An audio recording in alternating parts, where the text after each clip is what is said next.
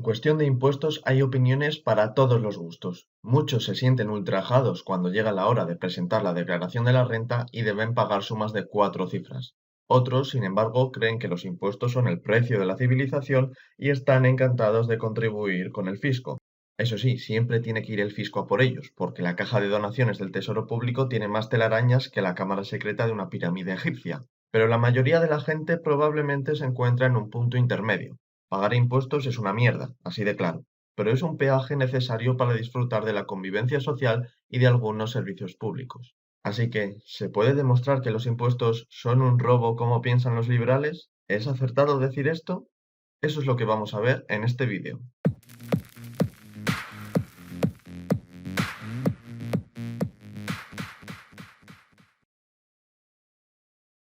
Imagina que vas por la calle tranquilamente y un individuo te asalta sin previo aviso, apuntándote con un arma y exigiéndote que le des tu cartera para que él redistribuya el dinero entre los pobres hambrientos. Si no lo haces, amenaza con secuestrarte. ¿Dirías que ese individuo es un ladrón? Seguramente sí, porque te está arrebatando una de tus propiedades personales sin tu consentimiento. El hecho de que después lo utilice para un fin que se pueda considerar ético no quita para que esa acción sea un robo.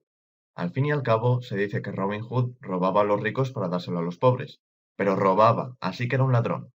¿Y qué es lo que hace el gobierno al cobrar impuestos? Pues arrebatarle al ciudadano sin su consentimiento una porción de su propiedad para, bueno, dejémoslo en que le arrebata el dinero para hacer cosas con él. Podría dárselo a los pobres o a los no tan pobres. ¿Puede el ciudadano negarse? Veamos, si alguien se niega a pagar impuestos, lo que pasará será que un grupo de hombres armados acudirán a su domicilio para detenerle y meterlo en una jaula. Así que no, no puede negarse. Así que, por ahora, tenemos que se podría decir que los impuestos son un robo. Vamos a ver si esto resiste algunas críticas que se hacen a la comparación.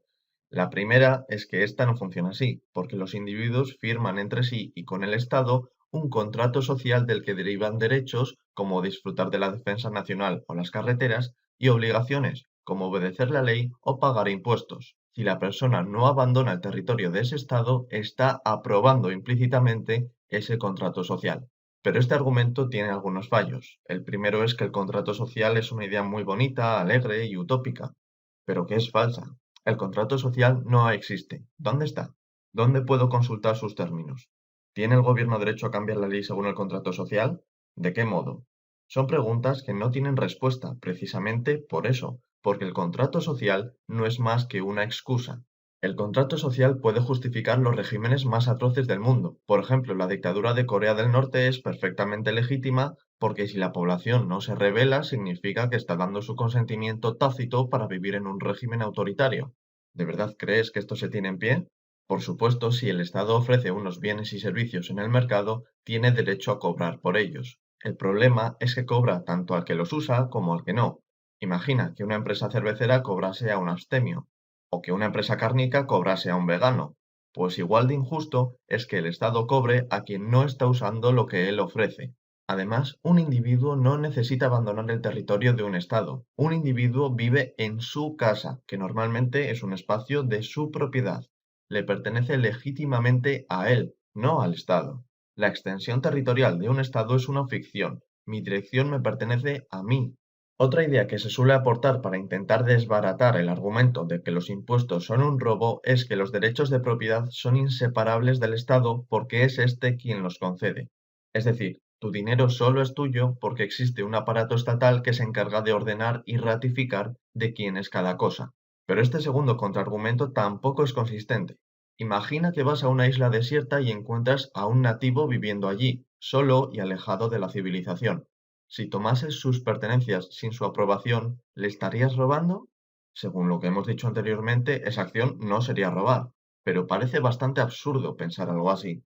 Esta idea de que el poder político es quien crea el derecho es propia del positivismo jurídico, que viene a decir que el derecho es todo aquello que emane del soberano o de los soberanos de una nación, ya sea el monarca absoluto o la representación del pueblo en el Parlamento. El positivismo cree que el derecho natural no existe, pero el ejemplo del nativo es bastante representativo de por qué esta visión está equivocada. Otra forma de verlo es con el derecho a la vida. Para el positivismo solo tienes derecho a no ser asesinado si tus representantes políticos han establecido tal cosa. Es difícil estar de acuerdo con algo así. Y la última crítica a la que se enfrenta nuestra comparación entre el Estado y el ladrón es que el Estado nos está dando directamente algo a cambio, como los servicios públicos. No es solo que nos lo esté dando, sino que podemos beneficiarnos de ellos e incluso mejorar económicamente al tener una educación disponible, por ejemplo. Es más, habrá gente que reciba una cantidad de bienes y servicios tasada en un valor mayor de lo que está pagando en impuestos. Es lo que se llaman perceptores netos. En casos así, ¿seguro que se mantiene nuestra comparación original? Pues sí, no importa si se ofrece algo como retorno o no, o si primero se regala algo y luego se cobran impuestos por ellos, o si lo que se obliga a recibir tiene más valor de lo que se obliga a entregar.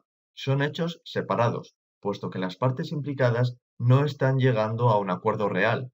Podría ser que el contribuyente estuviese encantado de recibir estos servicios públicos a cambio de los impuestos que paga, pero no tiene opción de salir de tal situación. Es como si hablamos de una mujer a la que se concertó un matrimonio contra su voluntad cuando era apenas una niña. Aunque fuese feliz con su marido después, la realidad es que no se casó por voluntad propia ni tenía libertad de elección.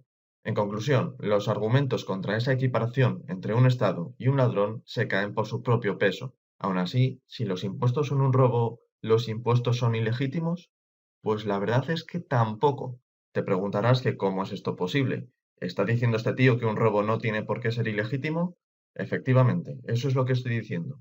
El ser humano tiene como objetivo lograr sus fines personales, que son respetables individualmente siempre que no signifiquen atentar contra los derechos de otra persona. Para lograr estos fines, está capacitado para interactuar con el medio que le rodea, haciendo acopio de cualquier medio que le permita alcanzar sus metas. Sin embargo, puede darse el caso de que una persona sea temporal o permanentemente incapaz de relacionarse con su medio en una o varias maneras, y de que eso anule en la práctica sus oportunidades vitales. Por ejemplo, si vivieses en una casa con jardín y alguien comprase todas las parcelas que rodean a la tuya, no podrías salir físicamente de tu propiedad sin cometer un allanamiento de morada. ¿Estarías legitimado para transitar por esos espacios limítrofes sin consentimiento de su propietario? La respuesta del liberalismo es que sí. Por ejemplo, un huérfano sería incapaz de valerse por sí mismo.